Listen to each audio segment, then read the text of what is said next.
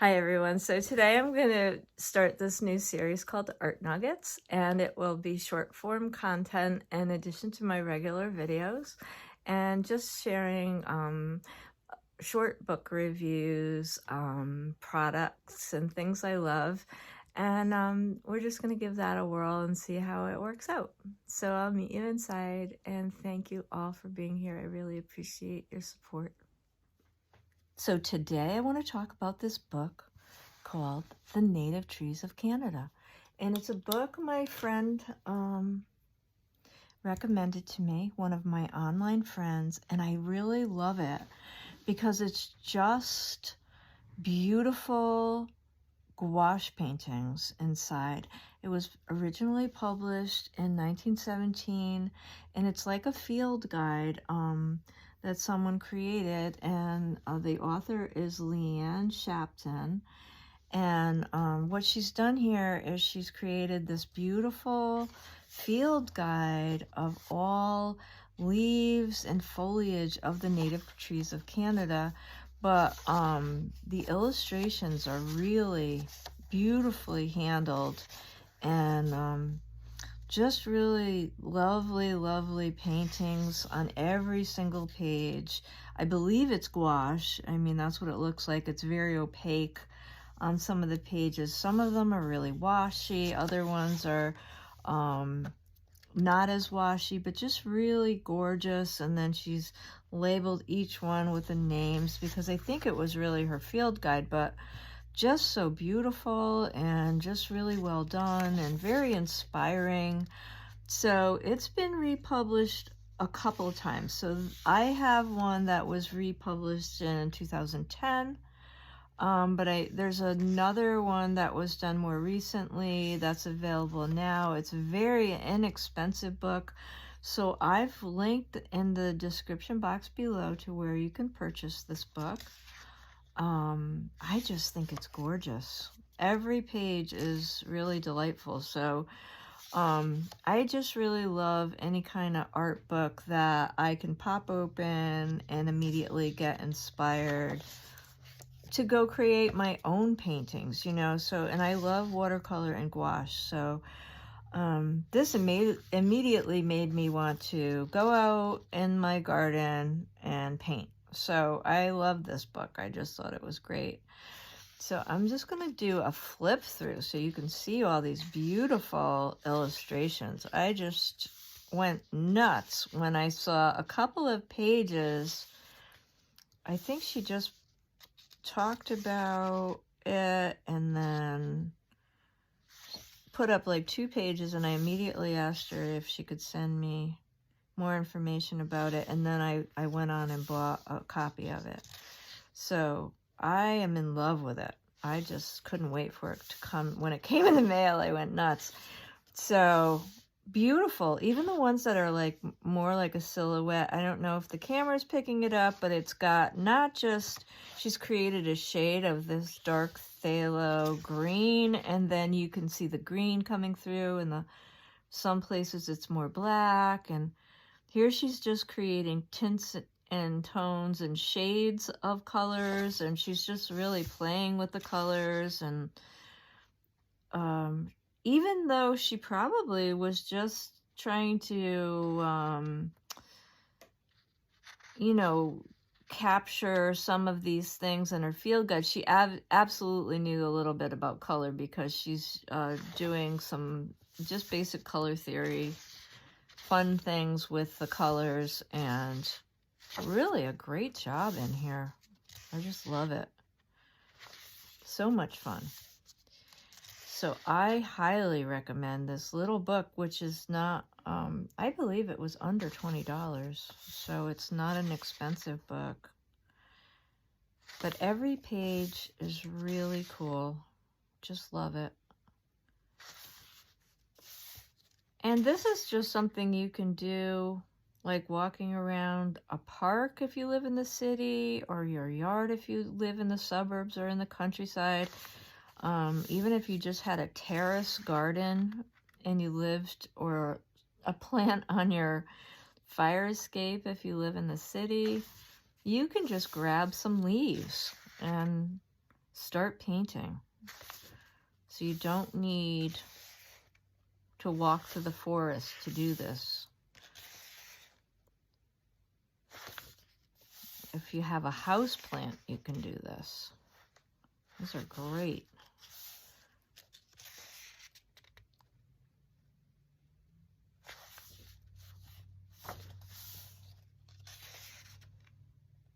Here's another one where she created shades, and I'm not sure if the camera's picking it up, but she took like a dark blue violet and then created shades with black. And then in some places you could see the blue violet, some places you could see where she created a tone with gray, and other places you can see where she created tones. Some places she created shades. It's beautiful, just beautiful, beautiful.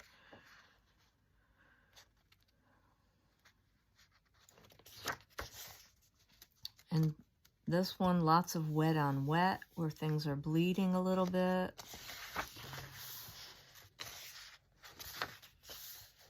Yeah.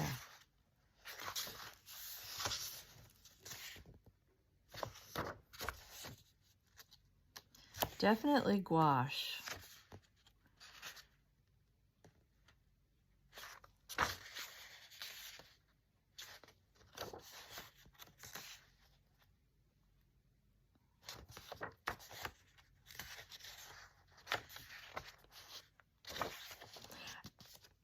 There is a lot of illustrations in this book for such a small book.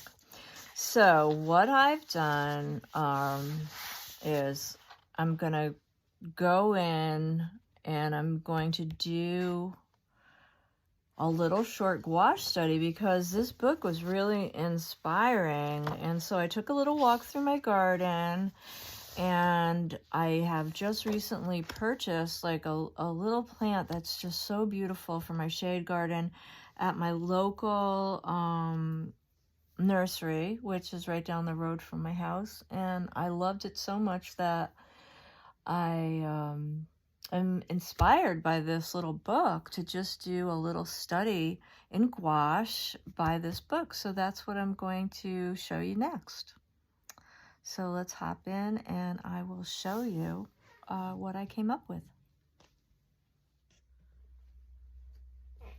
All right, so I did a little sketch of my plant, and now I'm going to be using my Caran d'Ache Studio Gouache, and I'm going to mix up my colors, and I'm going to be also using my a little bit of the white gouache here to mix my colors. I'm going to give myself 2 separate gouache, white gouache areas, because I'm going to use some different tones, you know, different hues of greens and things to bring this to life.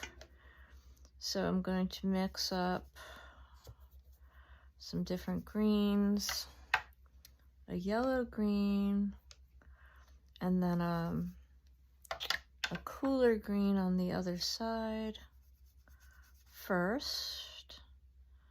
And then I'm going to need a tint of each of those colors. So I'm going to mix that below. You can see what I'm doing here. I'm going to add a little bit of more blue. I don't want to lose that nice yellow green, so I'm going to put more in. There we are. I like to mix my colors a little. I don't really like them straight out of the tube normally. There. That's more of a blue green. Here. There we are. And then back in. And then this one is also going to need a tint.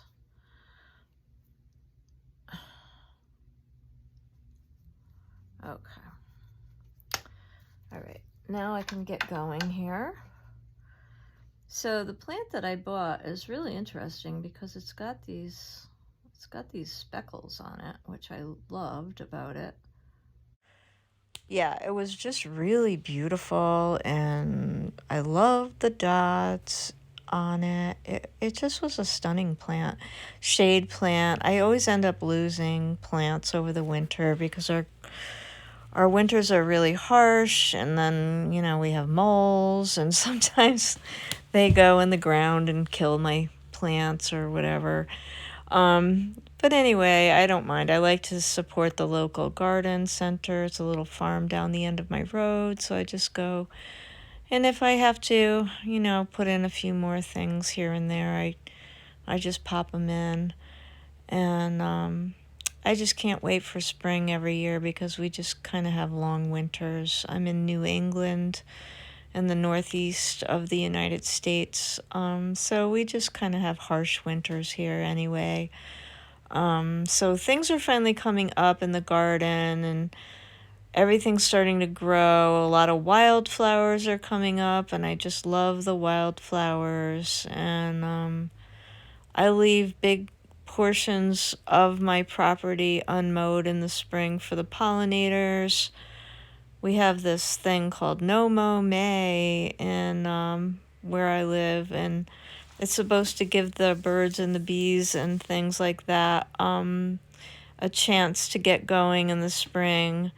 We don't really have a lot of leaves on the trees and things yet. They're just starting to come out and get going. And so, spring is just about springing at this point, and it's really nice. All our migratory birds are back, and I just love getting out and being able to paint outdoors again and taking inspiration from nature, which is my main inspiration, I would say. And even when I'm doing figurative work or things that involve animals and people, I always bring plants and flowers into my work because I really like to add nature elements. So when we are using an inspiration like the book that I shared today, like I really got inspired by that. We don't have to really directly copy that. Like, I didn't choose one leaf and draw a single leaf on a page like I saw in the book. I was really inspired by the book that I shared because the artist used a medium that I love, and she was using nature, and she was using gouache, and I love gouache. And so it made me want to paint. So what I think I'm trying to say or trying to share with you is that even if you're looking at the work of another artist or something, you don't have to feel like you need to copy that directly if you feel inspired. You can go out and, just take that little spark of inspiration and hop on it or jump on it right away and do something in your own style, or do something that in your journal or in your art journal or on a piece of paper or on a canvas. But do it the way you would do it. Like here, this is done in my own style, but I'm using gouache, which that's a medium that I love and use quite often. And I'm doing a leafy plant, but I'm not doing it the way she would have necessarily done it. But I loved that she uses complementary colors, and she was doing a little color theory, which is all things that I like to do, but I don't feel like I have to do it in her style. I'm doing it in my style, but it inspired me to create a piece of work. So, we can take inspiration and still work in our own way, is what I guess I'm trying to say here. And I encourage you to do the same. So in the very beginning of the video, I have a little clip, a very short clip of where I'm walking in the garden with the kitty cat, and you can see this plant that I'm painting, and I had I had taken some pictures of it, and I did that little short video clip where I'm in the little garden in front of the barn on my property. And so that's the kind of thing that I like to do. I just like to kind of wander around in my yard, and maybe I'll take some pictures in the garden, and then sometimes I'll sit out there and do some sketching and then bring the sketches back up into the studio. Or if it's a really nice day, I'll sit out on my patio, and then I'll draw out there or paint outside sometimes. If I'm not making a video, if I'm making a video, it's really hard for me to do it out there because it's really loud. And I do have one neighbor, and they're really lovely people, so I'd never complain, but they always seem to be sawing up wood, no matter what time of year it is. It's not like they're going to be burning wood in the summer, but they seem to be constantly sawing wood, so they're always making too much noise outside. Once in a while, I'll add snippets of outside things where I'm like trying to be like, wow, this is really peaceful where I live, and it's really beautiful. Let me take a really quick video of the back field and the pond and everything, because it's so naturey and beautiful. And then the guy next door is always sawing a tree down. But honestly, it is really peaceful and beautiful here. And at night, you can hear all the different kinds of owls and things like that. But I have this guy next door with the chainsaw. I can hear him right now sawing up wood as I'm making this video. But I don't know what his thing is. But that's his favorite thing to do. I can't complain because I have a really beautiful, peaceful property that I live on, and I cannot complain. So here, what I did for the background, we have this like, our ground or our dirt is kind of a reddish, burnt sienna, kind of pinkish color. I think there's a little bit of clay in it, and it's a really pretty color. So I'm kind of exploiting it so that I can use some complementary colors. So I get that complementary singing color of pink and green, or red and green. And so what I've done is I've taken magenta, a cool red, and then a little bit of the burnt sienna, and I've mixed it together, and I've added a little bit of the white tint. And that's why I had two different piles, because you never want to mix those complementary colors. So I wanted two separate little white, titanium whites, to create my tints. And then what I did was I didn't mix them really well, so that like in certain places it's more pink, in certain places it's more red, in certain places you'll get the browns. And then I'm kind of letting the colors mix on the page. And this is the Fabriano mixed media paper. It's 130 pound. It's really nice paper. I have not been able to find it in this size here. I bought this little pad in Italy. I wish I had bought two when I was there, because I cannot find this particular pad again. When I go back, I'm going to try to buy a couple of these while I'm there. So anyway, I'm doing that, and then what I'm doing is I'm going straight back into those colors and doing some mark making over the top. So you'll see me dipping back into the individual colors and doing mark making. And so that's what I'm doing here, and that's how I'm getting some really interesting marks into the background. And I really love the way complementary colors look next to each other. It just creates a really dynamic color scheme, and it's something I like to do. So you have the analogous colors in the foreground, which are the different colors of greens, the greens and the blues that we used to create the leaves, and then we have the complementary color pop with the ground in the background.